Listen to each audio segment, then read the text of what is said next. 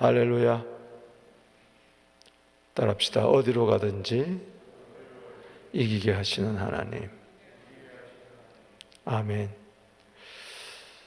오늘 본문 말씀 우리 6절 그리고 14절에 보면 다윗이 어디로 가든지 여호와께서 이기게 하셨다. 오늘 사무엘하 이 8장은 이제 두 부분으로 나눕니다. 1절에서 14절 그리고 15절에서 18절인데 1절에서 18절은 다윗의 전쟁사입니다. 이 다윗의 전쟁을 주변 나라 국가와 전쟁을 벌일 때 어디로 가든지 하나님이 승리케 하시는 다윗의 전쟁사요 승리의 역사를 여기서 얘기해 주고 있어요. 그리고 15절에서 18절은 다윗은 그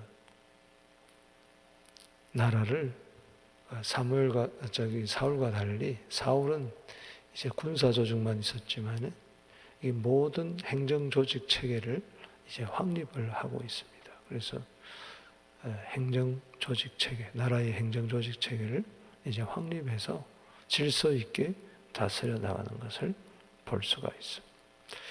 오늘 여기 1절에 보면은 그 후에 다윗이 블레셋 사람을 쳐서 그랬어요. 그 후에, 그 후가 언제죠? 7장은 내용을 여러분 아시죠? 어제 약속의 말씀을 붙들고 어떻게 했어요? 기도했어요. 할렐루야. 다윗이 하나님을 위하여 전을 짓겠다 할 때 오히려 하나님은 너를 위하여 너희 집안을 위하여 집을 세워주겠다. 그것은 다윗 왕국을 계속해서 자손들이 왕위에 앉을 것이다. 그리고 결국 거기에서 만왕의 왕 예수 그리스도 메시아가 오실 것이라는 이제 먼 이야기죠. 구속사의 이야기죠. 다윗이 너무 이제 감사해서 약속을 붙들고 기도하는데 그 실제적인 그 약속이 뭐라고 그랬어요? 어제 기억나요? 위대하게 만들어주겠다. 할렐루야. 그것은 존귀하게. 따라합시다. 존귀하게. 그리고 너희를 쉬게 해주겠다. 편안하게. 할렐루야. 그리고 견고하게. 3번이나 견고하게 해주겠다. 그럴 때 다윗이 너무 고마워서 기도할 마음이 불뜻 일어나서 약속의 말씀 붙들고 종의 집이 영원히 복을 받게 하여 주시옵소서. 이제 그 후에 그래서 그냥 기록해 놓은 거 아니죠. 이 그 후 바로 약속의 말씀을 붙들고 기도하면 반드시 승리할 줄로 믿습니다. 먼저 여기 1절에서 14절 다윗의 전쟁사 승리. 오늘 본 말씀은 역대상에도 보면은 그대로 나오게 되는 것을 알 수가 있어요. 역대상 여러분들이 18장을 보면은 그대로 나옵니다. 거기 18장 14절에도 다윗이 어디로 가든지 여호와께서 이기게 하셨다. 여기 블레셋 또 뿐만 아니라 여기 모압, 소바, 아람, 암몬 그리고 아말렉, 에돔 이 7나라를 이렇게 싸워서 영토 확장을 넓혀가는 것을 알 수가 있어요. 다윗이 왕이 되었을 때 그가 헤브론에서 유다 지파 헤브론 땅에서 왕이 되죠. 그리고 북쪽에 이스보데스 왕이 죽은 다음에 그 다음에는 12지파의 왕이 됩니다. 그리고 천도를 하죠. 예루살렘을 정복하고 예루살렘에 이제 수도를 정하고 성막을 거기다 모시고, 그리고 이제 약속의 말씀을 붙들고 기도하며 이제 나아가는데, 이 다윗의 이 생애를 이렇게 보면은 영토 확장이 어느 정도 늘었느냐? 10배가 늘어났어요. 10배. 할렐루야. 하나님의 약속의 말씀의 성취입니다. 이 북쪽으로는 유프라데 강까지, 그리고 남쪽으로는 애굽 턱 밑에까지, 애굽의 강 하수까지, 그리고 동쪽으로는 강 건너 모압 땅까지, 그리고 서쪽으로는 지중해 해안까지. 그러니까는 예루살렘이 가운데 있는데 그 중심으로 동서남 모든 땅을 확장해 갑니다. 다윗이 어디로 가든지 이기게 하셨다는 이것은 하나님의 약속 때문에 그런 거예요. 다윗이 뭐 똑똑해서 용감무쌍해서 그런 것보다도 하나님의 약속 때문에. 그 약속이 바로 뭐냐? 여러분, 어제도 말씀했지만은 아브라함과 다윗은 뗄래야 뗄 수가 없어요. 그 언약 관계. 아브라함의 언약이 바로 다윗에게 더 확대되고 그것이 이제 그리스도 안에서 성취가 되죠. 마태복음 1장 1절 말씀처럼. 그래서 이 아브라함을 부르시고, 아브라함이 되기 전 아브라함의 원래 이름은 그냥 존귀한 아버지라는 뜻입니다. 아브람. 거기서 이제 열국의 아버지로 이제 이름이 바뀌죠. 근데 아브라함을 불러가지고 하나님이 미리 약속을 해주세요. 그게 이제 창세기 15장 18절인데, 그날에 여호와께서 아브람과 더불어 언약을 세우셔서 가라사대 내가 이 땅을 애굽 강에서부터 그 큰 강 유브라데까지 네 자손에게 주리라. 할렐루야. 이게 남쪽 애굽 땅 강, 그리고 북쪽 저 유브라데의 큰 강까지 온 땅을 네 자손에게 주리라. 그것이 어느 시대에 와서 이루어졌습니까? 바로 다윗 시대에 와서 이루어졌어요. 2000년이 거의 지났어. 여러분, 아브라함은 족장 시대입니다. 예수님 오시기 전 3000년이 전 이야기예요. 다윗은 1000년 전의 이야기예요. 예수님 오시기 전. 그러니까는 아브라함 갈대아 우르에서 그를 불러가지고 창세기 12장에 모든 족속이 너 때문에 복을 얻는다. 이거는 예수 그리스도를 통해서, 너 씨를 통해서 창세기 22장 18절에 천하 만민이 복을 얻는다. 그러하기 위해서 이스라엘 그 가나안 땅 전체를 너에게 주겠다. 할렐루야. 모세를 통해서 이스라엘에게 약속했죠. 7족속을 쫓아내겠다. 그것이 이제 다윗 시대에 와서 이제 이루어지는데, 하나님의 약속은 반드시 이루어집니다. 하나님은 거짓말하는 분이 아니에요. 그래서 다시 한번 다윗의 언약을 붙들고 기도해야 되지만 아브라함의 언약도 붙들고 기도해라. 즉 성경의 약속의 말씀을 붙들고 기도하면 하나님의 약속에 따라서 어디로 가든지 승리한다는 이야기인 것입니다. 그래서 여기 보면은 다윗이 블레셋 사람들을 쳐서 항복을 받고, 이 지긋지긋한 블레셋과의 전쟁에서 최후 승리를 합니다. 블레셋 사람들의 손에서 메덱 암마를 빼앗으니라. 메덱 암마는 그 당시 블레셋의 5 성읍 가운데 가장 큰 성읍, 바로 가드를 이야기합니다. 골리앗 출신지인 가드. 이 메덱 암마란 뜻은, 메덱이란 말은 굴레란 말이고 암마란 말은 엄마란 뜻이에요. 그러니까는 어머니의 굴레란 뜻인데, 이 5 지역을 다 장악했다는 거예요. 이제 굴레. 여기서 의미가 있는 것은 블레셋을 정복했다는 것은 가장 우두머리의 그 굴레를 끊어버렸다는 거예요. 오늘 여러분 모든 굴레에서 해방받게 되기를 주 이름으로 축원합니다. 오늘 눌림에서 해방받을지어다. 예수님이 오신 이유는 누가복음 4장 18절에 눌림에서 자유, 눌림에서 해방, 할렐루야, 갇힌 자를 자유케 하고, 예수의 피는 해방의 피입니다. 계시록 1장 5절에 예수의 피로 해방했다. 그러니까는 진리를 알지니 진리가 너희를 자유케 하리라. 요한복음 8장 32절. 주는 영이시니 주의 영인 것은 자유함이 있다. 등등. 이 모든 것은 우리는 이제는 종의 멍에를 매면 안 됩니다. 할렐루야. 그래서 이게 참 자유예요. 그래서 예수 믿으면서 이런 묶일 게 아무것도 없어요. 사람에게 묶이지 마세요. 아멘이십니까? 왜 사람에게 묶여요? 왜 제도에 묶여요? 묶일 필요가 없어요, 여러분들. 자유예요, 할렐루야, 자유. 아멘이십니까?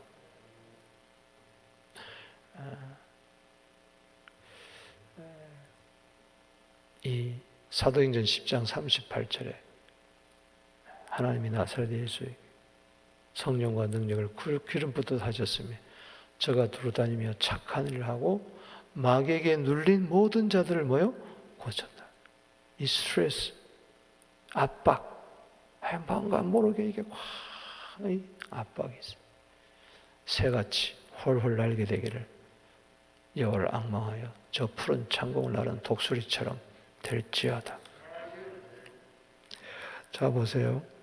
또 모압을 쳐가지고 그 땅에 엎드리게 하고 줄로 지어 그 두 줄의 길이 사람을 한 줄 길이의 사람은 살린, 키 큰 사람은 죽였다는 이야기예요.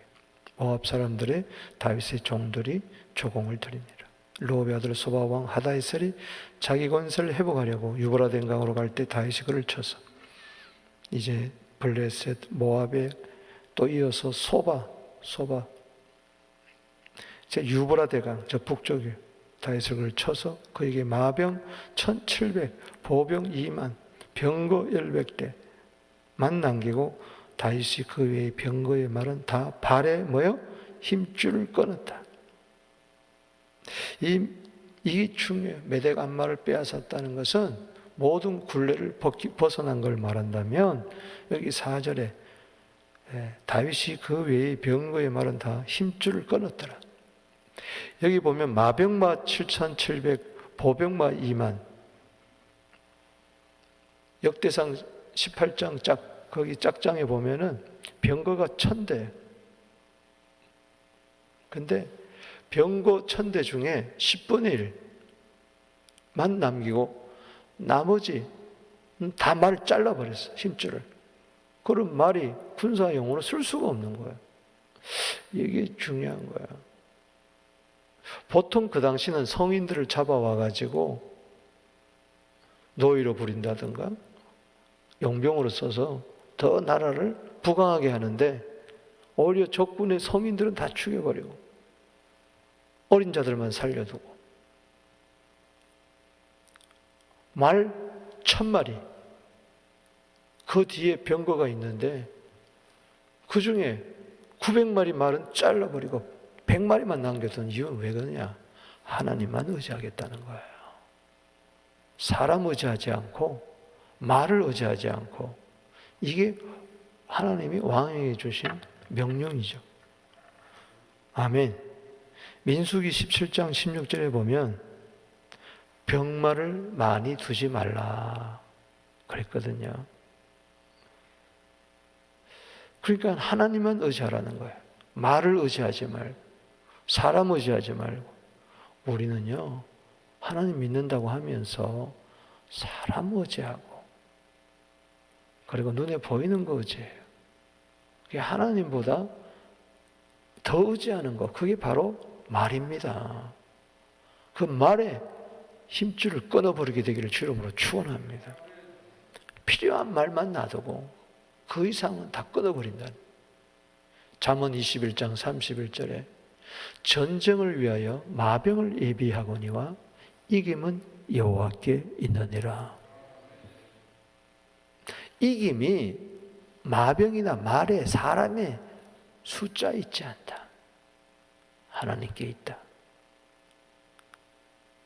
출애굽기 17장 15절에 여호와 니시, 할렐루야. 승리는 여호와께 있는 것이지. 시편 20편 7절에 보면 어떤 사람은 말을 의지하고 어떤 사람은 병마를 의지하지만은 우리는 여호와의 이름을 자랑하리로다.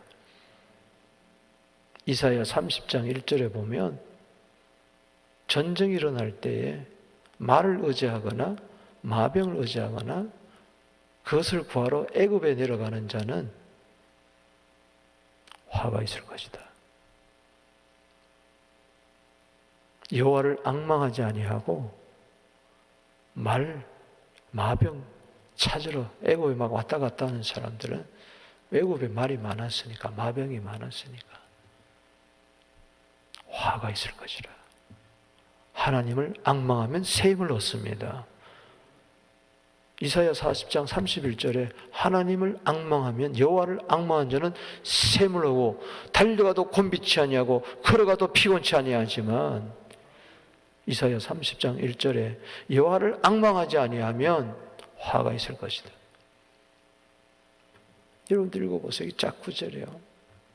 그래서 그냥 말을 왜 끊었느냐? 나는 여호와만 의지하리라. 900마리의 말 뒷줄, 힘줄을 다 끊어버리지. 얼마나 아까워요. 10여 일만 딱 남겨두겠다는 것이. 또 여기 보면 다메섹 아람 사람이 소바 왕 하닷 에셀을 도우러 온지라. 다윗이 아람은 지금의 시리아를 이야기합니다. 2만 2천 명을 죽이고 다윗이 다메섹, 다마스커스, 지금 시리아의 수도죠. 아람에 수비대를 두는 거예요. 그러니까 수비대도 다메섹에 벌써 그 당시에 두고 아람 사람이 다윗의 종이 되어 조공을 바치니라. 다윗이 어디로 간 여호와께. 7절에 다윗이 하다이셀의 신복들이 가져온 건방표를 빼앗아 예루살렘으로 가죠. 그런데 보세요. 이 소바 왕 하다에셀과 싸워 이겼어요. 아람 사람이 도와주려고 해도 이겼어요. 그런데 이 소바 왕 하다에셀과 원수 나라가 누구였는고 하니 하맛 왕이었어요. 이 9절에 하맛 왕 도이가 다윗이 하다에셀에 온 군대를 쳐서 무찔렀다함을 듣고, 자기의 원수의 나라를 쳐서 무찔렀다함을 듣고 그 왕 하맛 왕 도이가 10절에 아들 요람을 보내가지고 다윗에게 문안하고 축복하고, 하다에셀이 도이와 더불어 전쟁했던 터에 다윗이 하다에셀을 쳐서 무찌름이라. 그 아들 요람이 은그릇과 금그릇과 녹그릇을 가져온지라. 원수의 나라를 쳐 부숴줬으니 고맙습니다 하고 아들 요람을 보내가지고 도이가 은그릇, 금그릇, 녹그릇 온갖 폐물을 다 갖다 줬어요. 선물로 고맙다고. 근데 여기 중요한 것이 있어요. 11절에. 자, 오늘 중요한 게 1절이고 4절이고 그 다음에 11절에. 여러분 그냥 전쟁 이야기가 아니에요. 하나님의 구원사요. 다윗의 이 믿음을 봐야 돼요. 11절 시작. 다윗이 그것도 여호와께 드리되, 거기다 줄쳐 그것도 여호와께 드리되. 그가 정복한 모든 나라에서 얻은 은금, 아람, 모압, 암몬, 블레셋 사람, 아말렉 얻은 것과 소바, 로베 아들 하다에서 얻은 노래방 것을 다 뭐예요? 드리니라. 이게 왜 중요한 거 아니? 신명기 20장 14절에 보면 전쟁에 나가서 탈취한 것은 네가 가지고 먹어도 좋다고 그랬거든요. 그런데 다윗은 전쟁에서 얻은 그 탈취물, 선물까지 받은 것까지, 그것도 따라합시다. 그것마저도 하나님께 드렸다는 거예요. 그 다윗이 정말 가는 곳마다 이기게 하시는 하나님과 얼마나 생생한 인격적인 관계를 가진 것을 알 수가 있어요. 하나님, 나에게 복 주시옵소서. 어제 사무엘하 7장 29절에 종의 집이 영원히 복받게 해주십시오. 그렇게만 기도하고 복 주실 때 하나님을 잊어버리지 않았어요. 드렸어요. 할렐루야. 최고의 복은 드리는 겁니다. 할렐루야. 받는 데 있는 게 아니에요. 하나님 복을 주세요. 이방인에게도 복을 주세요. 하나님 모르는 자에게도 복을 주시죠. 햇빛, 비, 하나님의 자녀에게만 주지 않아요. 의인에게만 주지 않아요. 세상 사람들 다 줍니다. 복을 주세요. 그러나 우리는 이 복이 하나님께 온 줄 알아요. 그래서 시편 116편 12절에 여호와께서 내게 주신 모든 은혜를 무엇으로 보답할꼬? 여러분, 하나님 주신 은혜는 갚을 수는 없어요. 그러나 최선을 다해 보답은 해야 돼요. 할렐루야. 그게 믿음이에요. 어떤 분은 아이고 뭐 돈 드린다고 기도 좀 한다고 해서 뭘 한다고 해서 아이고 하나님 은혜 어떻게 갚아? 많이 빚어도 못 갚아. 그러면서 뭐 하나님 이게 얼마나 되겠느냐? 여러분, 보리떡 5개 물고기 2마리 그게 얼마나 되겠습니까? 그러나 감사하는 마음, 할렐루야, 보답하고자 하는, 여러분이 배은망덕하면 안 돼. 종의 집이 영원히 복을 받게 해주십시오 해가지고 복을 줬으면은 하나님께 보답을 해야죠. 그것도 할렐루야. 하나님은 고린도후서 9장 7절에 인색한 마음이나 억지로 하지 마라. 하나님은 즐겨내는 자를 기뻐하시느니라. 할렐루야. 즐겨내는 자를 사랑한다고 그랬습니다. 여러분, 이 사랑 받게 되기를 주 이름으로 축원합니다. 누구를 사랑하냐? 기쁨으로 드리는 자. 고린도후서 8장 3절에 극심한 가난, 많은 환난, 어려움이 있었지만은 마게도냐 성도들은 예루살렘 교회 구제 헌금을 위하여 힘에 지나도록 자원하여 드렸다. 그거예요. 안 드려도 되지만 꼭 그럴 필요가 있느냐? 그러나 하나님의 은혜가 너무 커서 1만 달란트 빚진 자 탕감해 줬는데, 100다니온 빚진 자 탕감해 줬는데 누가 더 감사하는 마음이 있을까? 누가복음 7장 47절입니다.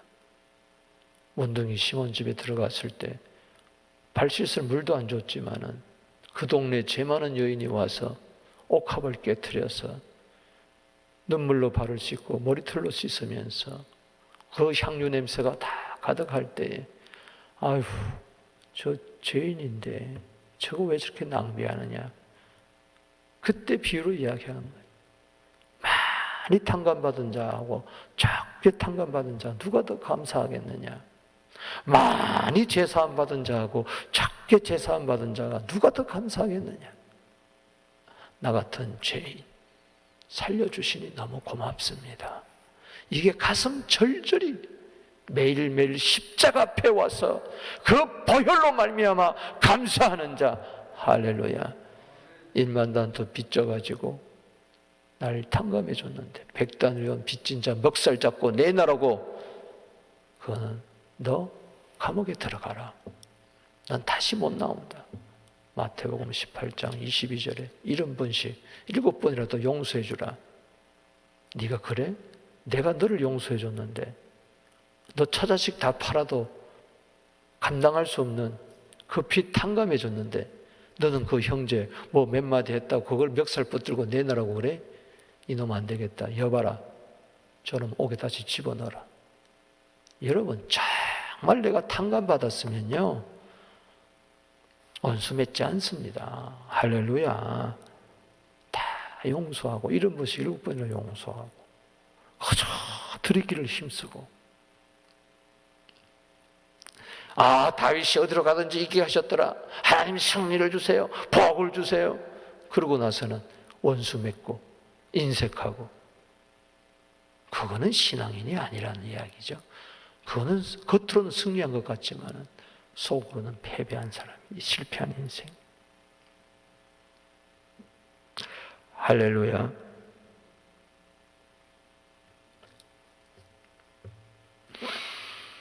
자, 보세요. 이제 두 번째 단락을 보십시다. 15절에서 18절에 보면 다윗이 행정체계를 확립을 해요. 여기 15절 읽어봅시다. 시작. 다윗이 온 이스라엘을 다스려 다윗이 모든 백성에게 정의와 공의를 행하였어요. 정의와 공의를 행한다는 건 뭐냐? 바로 행정체계를 확립하는 걸 말해요. 그래서 여기 수라의 아들 요압은 군사령관이 되고, 참, 난 이 다윗의 이 탁월함에 그냥 머리를 좌리고 무릎을 꿇고 그야말로 신의 한 수를 가르쳐 달라고 이야기할 수밖에 없어요. 요압이 누굽니까? 누나 아들이에요. 수리아 누님의 아들인데 첫째 장남이 이 요압이고 둘째가 아비새고 셋째가 아사엘인데 아사엘이 아브넬에 의해서 적장에서 죽죠. 근데 요압이 다윗 몰래 평화조약을 맺으러 온 이 아브넬을, 적장의 아브넬을 동생 원수 갚으려고 가서 몰래 만나가지고 죽여버립니다. 배를 찔러가지고.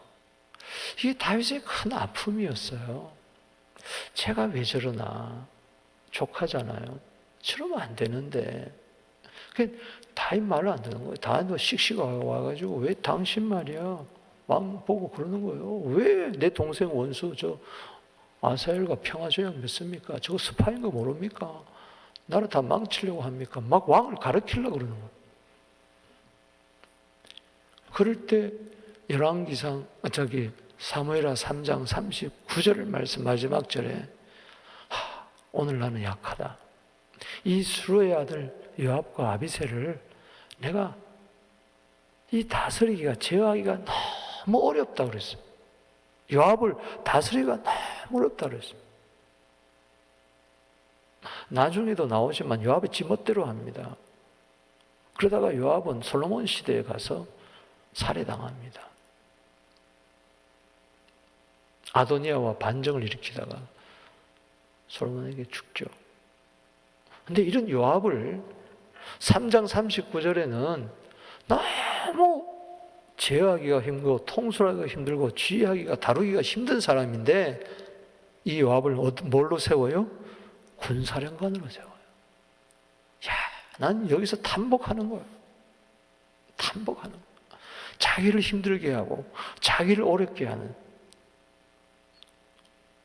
내가 도저히 통솔하기가 힘든 사람을 최고의 자리, 바로 이 군사령관을 주는. 이게 다윗이 사람을 두려워하지 않냐고 누구를 의지해요? 하나님을 의지하는. 할렐루야. 사람이 내게 얻지 못한다. 하나님만 난 의지한다. 이 담대함과 지혜, 넉넉함, 여유로움, 대단하잖아요. 링컨이 그랬다 그러잖아요. 링컨이 자기를 욕하는 사람을 요직에 세워가지고 그 앞에 와서 무릎을 꿇었다는 거 아닙니까? 아일롯의 아들 여호사밧은 사관이 되니라 홍보관이 됐다는 거예요. 아이오의 아들 사독, 아비아들의 아들 제사장, 수려한 서기관이 되고 비서관이 됐다는 거예요. 여호와의 아들 브나야는 그렛 사람과 블렛 사람을 관할하고 이방 사람들을 관할하게 하고 외무부 장관 정도 되겠죠. 다윗의 아들들은 대신들이 되니라 장관 정도 되겠죠. 이렇게 모든 입법, 사법, 행정 이렇게 다 조직을 이렇게 갖추고 사람을 그때그때 적재적소에 잘 배치를 하는 거죠. 그래서 나라를 더욱 부국강병으로 나아갑니다. 그러니까는 힘만 갖고 되는 거 아니에요. 나라가 힘만 갖고 되는 게 아니고 전쟁에서 승리한 것만 되는 게 아니고 외부적으로 나가서 싸워 승리하려면은 내부적으로 행정체계가 튼튼해야 됩니다. 할렐루야. 내부적으로 막 무질서하고 이게 막 뒤죽박죽이고 행정이 안 되면은 마귀가 틈을 타가지고 7 나라가 틈을 타고 들어와가지고 무너지는 거죠. 그러니까는 이 내적으로 이게 무너지지 않도록 질서 있게 해야 됩니다. 할렐루야. 오늘도 교회도 마찬가지입니다. 왜 조직이 있어요? 왜 담임이 있고 교역자들이 있고 장로님이 있고 안수사 있고 권사가 있고 시무집 있고 왜 재직회가 있고 당이 있고 공동회가 있습니까? 왜 노예가 있고 다 총회가 있고 다 그렇습니까? 이 질서가 있어야 된다는 겁니다. 할렐루야. 막 남의 일에 막 간섭한다든가 너 왜 그렇게 하냐 그러고 막 자기 일은 감당하지 않으면서 막 여기저기서 막 이게 혼란이 오면은 그냥 교회는 무너지게 돼 있어요.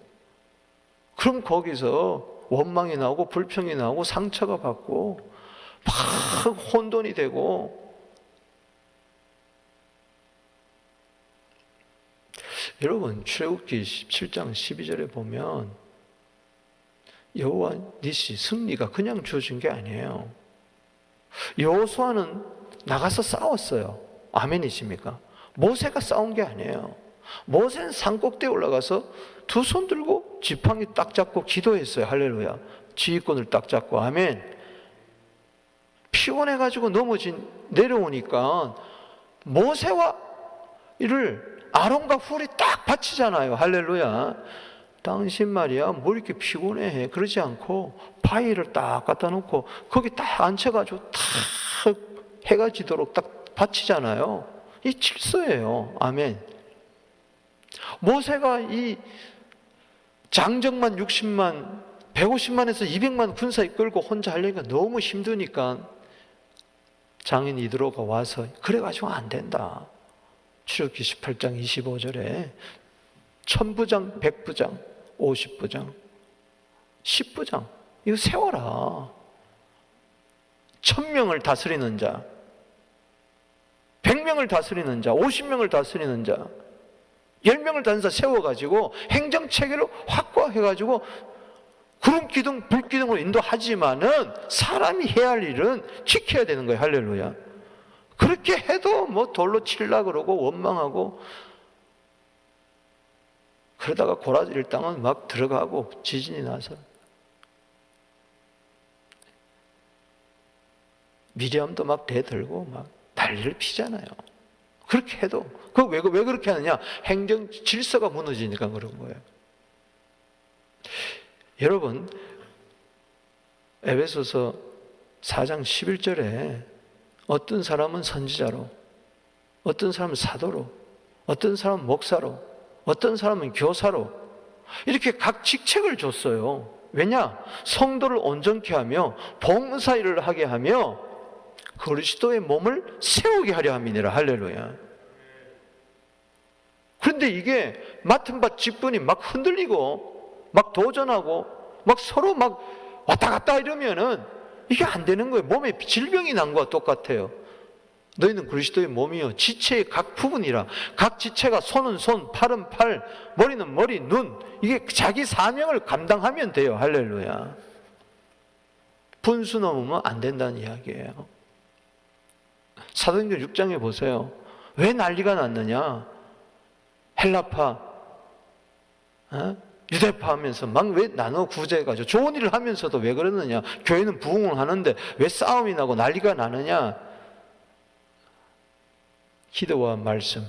이게 막 이런 것 때문에 기도와 말씀이 저해되고 이런 막 신경 써도 안 돼야 될 일을 막 신경 쓰니까 7 집사를 딱 세우고 조직을 새롭게 하고 우리는 기도와 말씀에 전무하리라. 할렐루야. 고린도 교회가 문제가 많았죠. 은사 문제 때문에 등등 뭐. 고린도서 14장 33절 말씀에 따라합시다. 하나님은 어지러움의 하나님이 아니요 화평의 하나님이라. 화평의 반대가 뭐냐? 어지러움이에요. 어지러움의 반대는 뭐냐? 화평이에요. 교회가 막 어지러워지면은 화평이 깨져버리는 거예요. 관계가 깨져버려요. 그럼 무너지는 거죠. 화평이 1번입니다. 할렐루야. 화평을 해야 하는 것은 절대 안 되는 거예요. 사도행 9장 31절에 교회가 평안하여 든든히 서가고, 할렐루야, 평안해야, 즉 어지럽지 않아야 돼요. 고린도서 14장의 결론이 뭐예요? 14장 40절에 모든 일을 질서 있게 해라. 할렐루야. 모든 일을 덕 있게 하고 품행 있게 하고, 그렇게 무지막지하게 하는 거 아니다. 고린도서 14장 40절에 분명히 이야기했어요. 아멘. 오늘 말씀을 마치면서 짝구절을 제가 말씀을 드립니다. 고린도서 15장 57절 58절이에요. 그러므로 내 사랑하는 형제들아 하면서 예수 그리스도로 말미암아 이김을 주시는 하나님께 감사하노니, 그러므로 내 사랑하는 형제들아 견실하며, 즉 견고하며 흔들리지 말며 더욱 주의 일에 힘쓰는 자들이 되라.